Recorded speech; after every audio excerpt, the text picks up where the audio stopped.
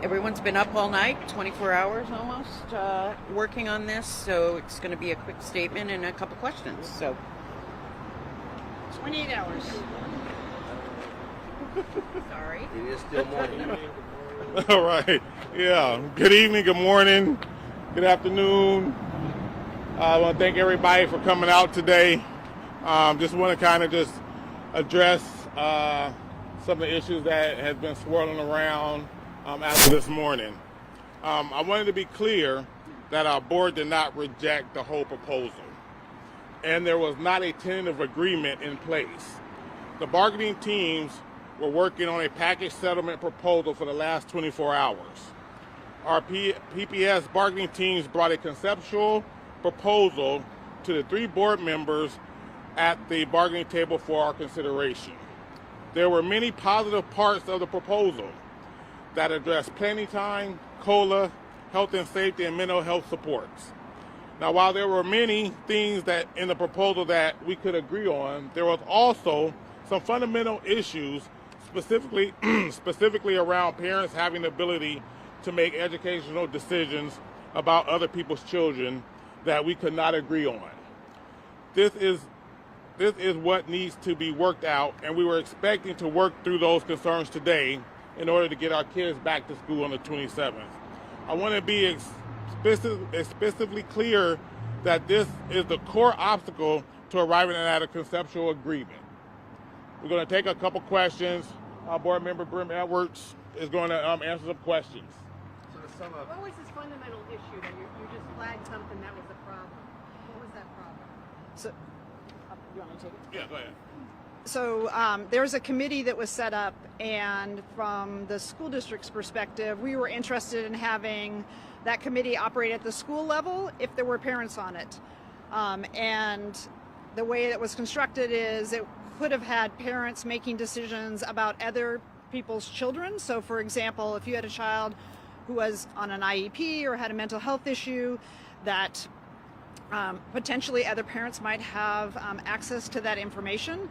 And so the board felt very strongly that we wanted to, if parents were going to be involved, which we're all parents and we want parents to be involved, but we wanted to up-level it to the school level, not to the classroom level. Are you talking about behavioral issues? I mean, We're talking about, say, for example, in November, if a student moved into a neighborhood and the class they were moving into was a 3rd grade class and it was at the maximum size, that there would be a process about whether that student would be allowed to join that class because they would be at the cap.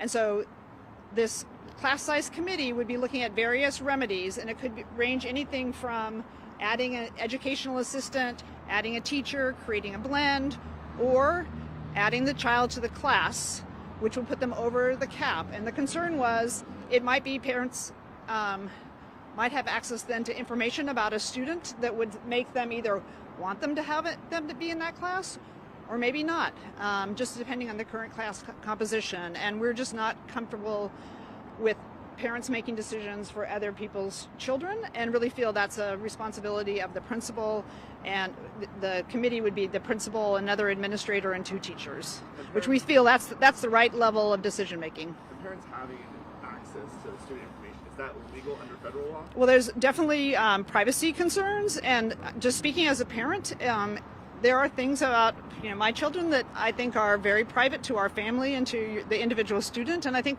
most parents feel that and would feel comfortable with educators having that information, because they do already, but not having it like spread maybe across the parent community. So again, we feel definitely there's a role for parents in the broader school level decision making around class sizes. We know parents care about that, and we're all parents. We want to have lower class sizes, but we also think the people making the decision should be the educators and the principal or the school administrators. Can you speak to this disconnect, please? How is it that the union thinks that there was an agreed upon package, and because there wasn't an agreed upon package, there was communication somewhere along the way? I'm not sure, because my understanding is that both sides needed to take the package back to their teams. So we were sitting maybe 50 feet apart, but in a separate room. And so when they reached a point where we think this could be something we should take back and talk to the board members here, so that we couldn't have a quorum. So there were only 3 board members here, and we talked about the package, and we talked about our concern about three separate pieces. One was the parents having classroom level decision making on other people's kids. The second was the reentry plan. We feel very strongly that students should have all their instructional days made up as another part of ending the strike. And the third was, it was a really big financial package. It's $171 million over 3 years, 6.25 COLA in the first year, then 4% in the next year, and then 3% in the third year. So, very large package, which will also require us to make about $120 million in cuts. So it was a very robust discussion, and we really appreciate the superintendent. There's a lot of things that PAT was interested in around health and safety, around planning time, around health and safety in the buildings. And so we feel like they got a lot of things, and they also got a very significant COLA. And on the flip side, the district has some things that were priorities, and we feel as superintendent and the other people at the bargaining table for PPS did a really good job. But there were still some outstanding issues that we wanted to talk about. We feel a deal is very close still. An update on the threshold proposals on Friday. The 2 sides were very important in those formulas that they proposed. Are you talking about the overages? Yes.